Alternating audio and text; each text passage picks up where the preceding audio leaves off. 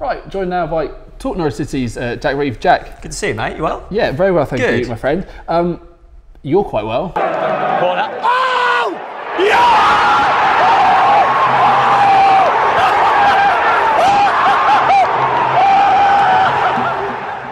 Yeah, except for my voice, that's nearly gone. But no, I haven't calmed down just yet. I'm still on cloud 9, and I think I'm going to stay there for the foreseeable future.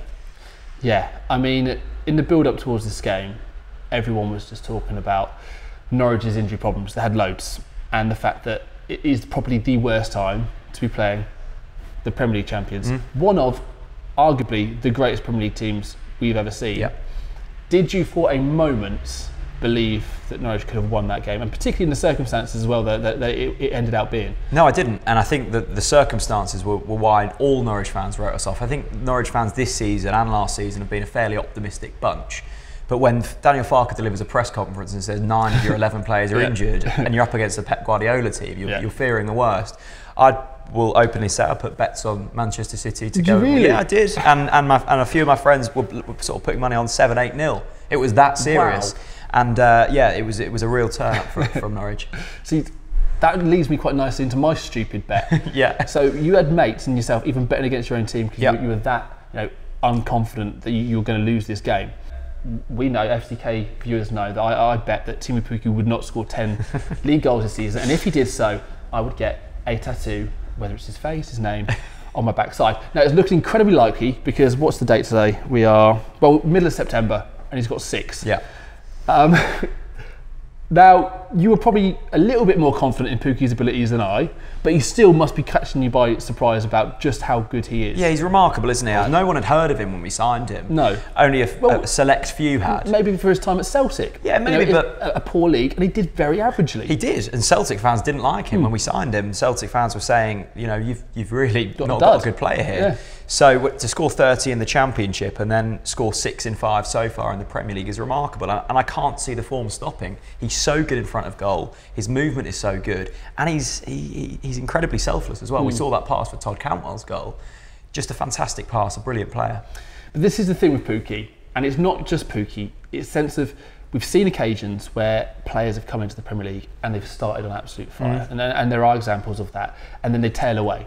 But you're completely convinced that what we're seeing right now from Pukki is not just a hot streak, that he really is kind of elite level. Definitely. I don't know at elite level, but he's a player certainly who I think is capable of scoring more than 15. We saw Grant Holt under Paul Lambert's team in the Premier League. He scored 15 plus that campaign. I think he's in a better team than that, and I think the reason I think he will continue to score goals is the team he's in creates an endless amount of chances. Even if he scores 1 in 4 shots per game, he will continue to score goals, and that's what makes me dead confident. So I saw a couple of tweets, Michael and Delia, the owners, reportedly kind of almost in tears following that win. Your tweet, I mean, there was lots of them in reaction to this one. Cashing in, Jake. The main one of the best days of my life. So grateful I got to experience that. Now, you've had a few days to maybe calm down. Are you still of the same belief that it was that big? I think so, and I think we talked about it earlier, but it was the circumstances around it. And I think it's the culmination of a couple of years of really hard work at Norwich, and I think people are starting to realise just how good this side are. The football we play. There's some clips I've seen of us just passing through Manchester City. Not many teams have done that, and not many teams will do that. And for a Norwich side ravaged by injury to be able to do that against one of the best sides in the world, I think is incredibly special. What can Norwich do this season? Well, I think the aim is still just to simply stay up, and I think we will do that. But after that win against Manchester City, anything is possible. I think logic has been completely thrown out of the window. The Premier League is a different league to what we've come to get used to over the past few years. I think Norwich can really build off this platform now and do something special. Now, earlier on, before the Man City game, I kind of made a bit of a comparison to, if you remember, the Blackpool side under Ian Holloway. They were everyone's second team that season. Everyone loved them. If you remember, kind of Charlie Adam, DJ Campbell. They went down though. But every week they were scoring a couple of goals, but also conceding any. Are you better than that Blackpool side? I think so. I think I can remember them winning their opening game 4-0, didn't they, that Blackpool side? And they went on to, as you say, be a very entertaining side. We will ship goals this season, that's for sure. But I think what I saw from the weekend, and also against Newcastle earlier in the season, is there's a tactical nous about Daniel Farke, and he can adapt the style we played against Manchester City, although it was free-flowing, although it was entertaining, we did soak up pressure for large periods. We didn't go all out. We set up on the counter, and that makes me really confident that we're agile and we can adapt in the big situations. And for that reason, I think we're certainly better than that Blackpool side, but we're good enough to stay up. Okay. A couple of heroes we talk about from the weekend, maybe unlikely ones. We'll start with Todd Cantwell, actually.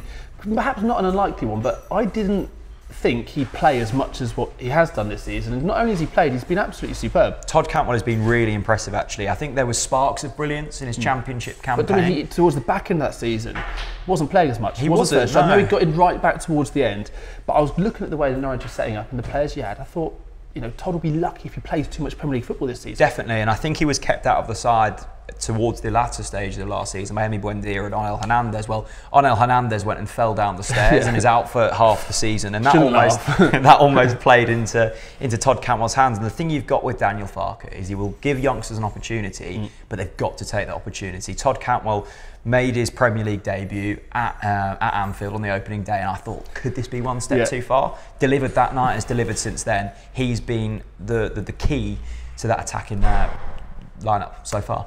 Two more. Amadou, who came in as a central kind of midfielder. Yeah, he did. Sevilla, plays centre half. Yeah, and there's been lots of occasions where there's been injuries and there's a player who stepped into that role, very unlikely. Ibrahim Amadou was one of them players. I didn't know much about him. I now know that he's a very good player, and he was marvellous. Sam Byron. Unbelievable. I wrote Sam Byron off, and that was incredibly poor form from me. I know he was really good in his Leeds days, maybe got unlucky with injuries at his West Ham days. £750,000 for a British young defender is an absolute steal, and he looked brilliant too. Right, and then just lastly, Jack, I feel like I know the answer to this one already, but I'll ask. Teemu Pukki, he will score 10 goals, right? 100%. Yep. When? Because I'm tentatively going to have to start finding tattoo parlours. Yeah, I mean, I think you need to start finding them very quickly and getting your appointment booked in. He scored 6 in 5, so if he's going at that current rate, I will say you will be getting that tattoo, and Teemu will be watching by the end of October. End of October. So yeah, Teemu, if you are watching, you're invited to come along. you can be part of my first ever tattoo. It'll be an experience. Yeah, can't wait. Jack, absolute pleasure speaking to you, my friend. Nice to see you, mate. Just a quick one for Talk Norwich City. Have you got any big ones coming up? Because you've had some huge ones over the years. We've had Todd and Angus and Stuart all joining on the podcast. Yeah, we've had some nice podcasts. I can't say exactly who we've got. Yeah. I'm going to keep that a secret. Yeah. There you are. Jack Reeve there from Talk Norwich City. Norwich City, fair to say, the big winners from this week of the Premier League.